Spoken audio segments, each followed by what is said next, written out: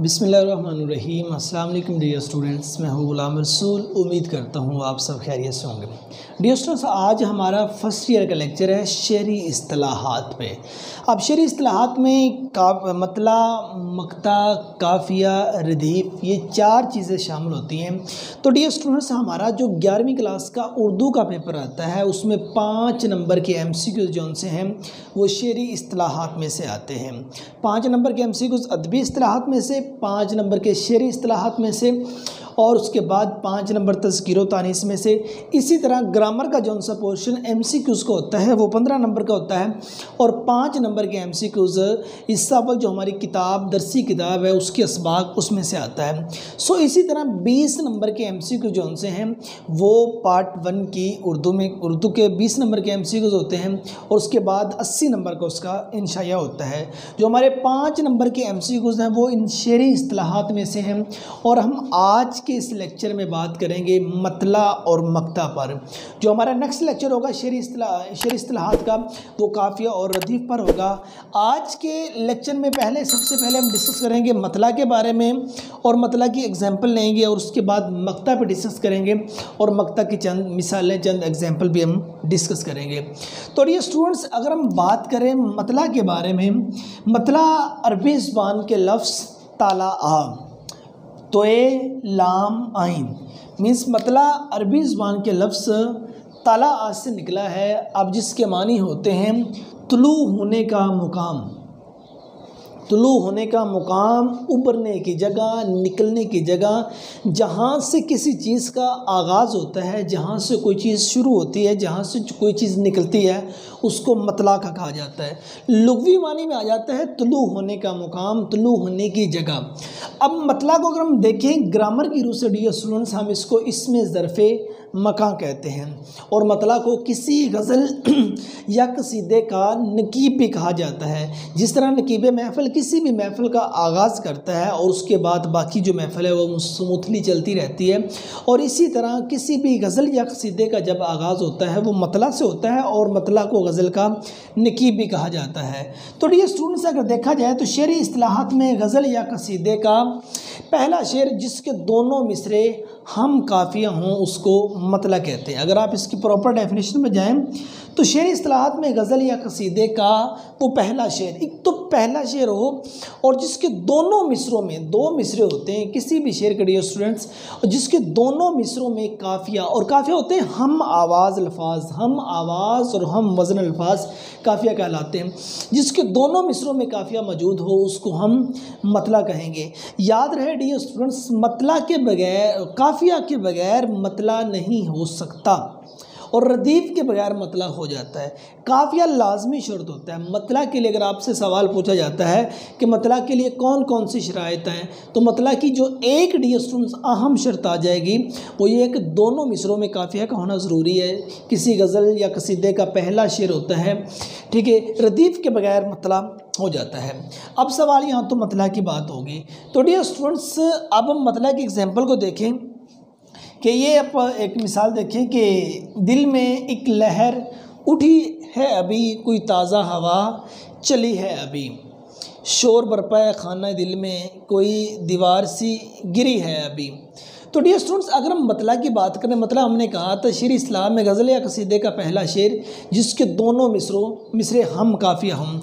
तो dear students देखें, उठी चली, ये 2 काफ़िया, और उसके बाद है अभी ये रदीफ़।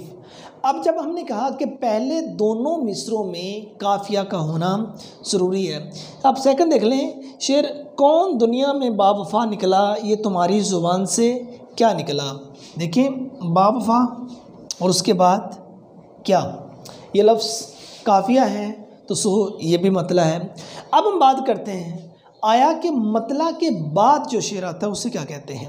डियर स्टूडेंट, ये तो हमारा मतला होगा जिसमें रदीफ़ काफ़िया भी आ गया, उसके बाद रदीफ़ भी। अब इसके बाद में आने वाला जो शेर है कि शोर बरपाए खाना दिल में, कोई दीवार सी गिरी है अभी, अब इसमें लफ्ज़ जौन सा आ गया वो गिरी आ गया, लेकिन इसमें अब इसके पहले मिसरे में नहीं आया, दूसरे शेर के पहले मिसरे में काफ़िया नहीं आया। तो डियर स्टूडेंट्स, ये तो होगा हमारा मतला, और ये मतला के बाद जो शेर होगा डियर स्टूडेंट इसको कहा जाता है हुस्ने मतला। मतला के बाद जो शेर आएगा उसको हुस्ने मतला कहा जाता है। लेकिन डियर स्टूडेंट अगर जिस तरह इन दोनों मिसरों में काफ़िया था और इसके भी दोनों मिसरों में काफ़िया आ जाए तो फिर क्या कहेंगे।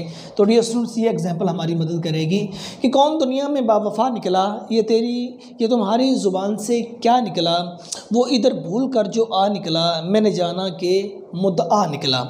तो डियर स्टूडेंट्स इसमें वफ़ा क्या, लफ्ज़ आ और मुद्दा। अब इसके भी दूसरे शेर के भी दोनों मिसरों में काफ़िया मौजूद है। तो डियर स्टूडेंट्स ये भी मतला की नौयत जैसा शेर आ गया, इसके दोनों मिसरों में भी काफ़िया मौजूद है। तो डियर स्टूडेंट इसको हम कहेंगे मतलाए सानी। ये पहला जो हमारा शेर है तो हो गया मतला, और जो सेकंड है इसको कहेंगे मतलाए सानी। और अगर तीसरा शेर भी इसी नौयत का आ जाए जिसके दोनों मिसरों में काफ़िया मौजूद हो तो डियर स्टूडेंट्स उसको हमने कहना था मतलाए सालिस। और अगर चौथा शेर भी इसी तर्ज का आ जाए जिसके दोनों मिसरों में काफ़िया मौजूद हो उसको कहते हैं मतलाए अरबा। और अगर पांचवा आ जाए तो उसको कहते हैं मतलाए खमसा। ठीक है, तो अब अगर आपके सिलेबस की गज़लें देखी जाएं तो डियर स्टूडेंट उसमें अप्रोक्सीमेटली जो ज़्यादा गज़लें हैं वो मतला के बाद जो सेकंड शेर है वो उस नौयत का नहीं है। मीज़ मतला के बाद में आने वाला जो शेर है उसके दोनों मिसरों में काफ़िया मौजूद नहीं है, एक मिसरे में है। सो हमने कहा था कि मतला के बाद में आने वाला जौन सा शेर होता है उसको हम हुस्ने मतला कहते हैं। मीज़ हमारे सिलेबस के जितनी गज़लें हैं उसमें बहुत ना होने के बराबर बल्कि ज़्यादातर गज़लों में मतलाए सानी, मतलाए सालिस, मतलाए अरबा और मतलाए खमसा ये नहीं मौजूद हैं। तो ये सुनिए हमारी टॉपिक था आज मतला का। अब हम बात करते हैं मक्ता के बारे में। डियर स्टूडेंट्स हमारे शेरी इस्तिलाहात में हमारा सेकंड टॉपिक है मक्ता। मक्ता अरबी ज़बान के लफ्ज़ काता आ, काफ तोए और आइन अरबी ज़बान के लफ्ज़ काता आ से निकला है जिसके लुग़वी मानी होते हैं काटे जाने की जगह या काटे जाने का मुकाम। ऐसी जगह जहाँ से कोई चीज़ मनकता होती है, जहाँ से किसी चीज़ को काटते हैं या गुरूब होने का मुकाम, गुरूब होने की जगह उसको मक्ता कहा जाता है। तो ग्रामर की रूह से इसको इसमें ज़रफ़े मकान कहा जाता है और इसी तरह मतला को भी इसमें ज़रफ़े मकान कहा जाता है। अब देखिए इसमें ज़रफ़े ज़मा है और उसके बाद इसमें ज़रफ़े मकान है। जो इसमें ज़रफ़े ज़मा होता है वो ज़माने को ज़ाहिर करता है। मिसाल के तौर पर सेकंड, मिनट, घंटे, उसके बाद हफ्ते, दिन, महीने, साल, सदियाँ, ये टोटली जो चीज़ें हैं इसमें ज़रफ़े ज़मा में आती हैं। और ज़रफ़े मकान जो मकान को जो किसी ठोस हालत को शो कर रहा होता है, स्कूल, कॉलेज, दफ्तर, मस्जिद, कोई जगह वो जहाँ जो एक दूसरा ठोस हालत में मौजूद होती है वो ज़रफ़े मकान है। मकान से मुराद मकान, तो मतलब कोई ऐसी जगह तो है जहाँ से ये चीज़ें शुरू होती है, इसलिए इसको इसमें ज़रफ़े मकान कहा जाता है। और डियर स्टूडेंट्स और ये तखल्लुस की अलामत होती है।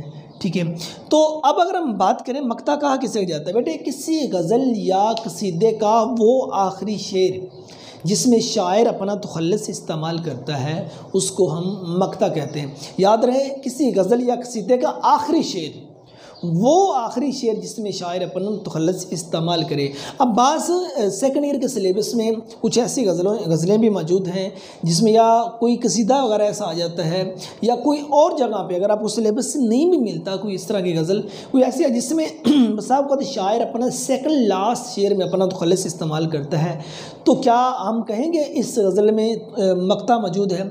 डियर स्टूडेंट्स मक्ता के लिए ज़रूरी शर्त है उसका आखिरी शेर और शायर अपना तखल्लुस इस्तेमाल करे और ये तखल्लुस की अलामत होती है।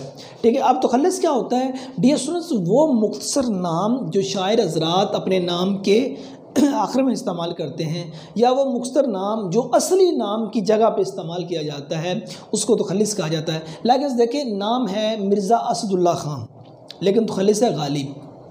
ठीक है, तो इसी तरह मतलब कि दूसरा जो तखल्लुस इस्तेमाल किया जाता है तो इसकी डेफिनेशन वो मुख्तसर नाम जो शायर हज़रात अपने नाम के आखिर में इस्तेमाल करते हैं वो जौन सा है वो तखल्लुस होता है।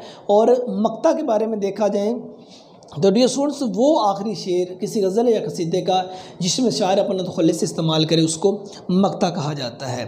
तो देखें ये शेर एग्जाम्पल के टुक मीर जिगरे सोख्ता के जल्द खबर ले, क्या यार भरोसा है चिरागे सहरी का।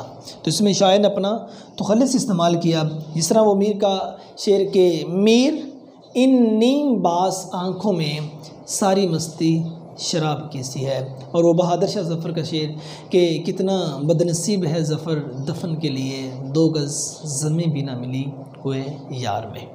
तो डियर स्टूडेंट्स, ये हमारा आज का टॉपिक था जिसमें हमने मतला और मक्ता के बारे में डिस्कस किया कि मतला किसी गज़ल या कसीदे का वो पहला शेर होता है जिसके दोनों मिसरों में काफ़िया मौजूद हो, और मक्ता वो आखिरी शेर होता है जिसमें शायर अपना तुखल्लिस इस्तेमाल करता है। तो ये चंद पॉइंट बना के आपके सामने शेयर किए। वो आपसे ग्रामर में अगर MCQs में पूछता है तो वो अगर आप पॉइंट अच्छी तरह से डियर स्टूडेंट्स याद कर लेते हैं तो आपका ये टॉपिक क्लियर हो जाएगा। तो डियर स्टूडेंट्स, नेक्स्ट वीडियो में मिलते हैं। अपना बहुत सारा ख्याल रखिएगा। फ़ी अमानिल्लाह।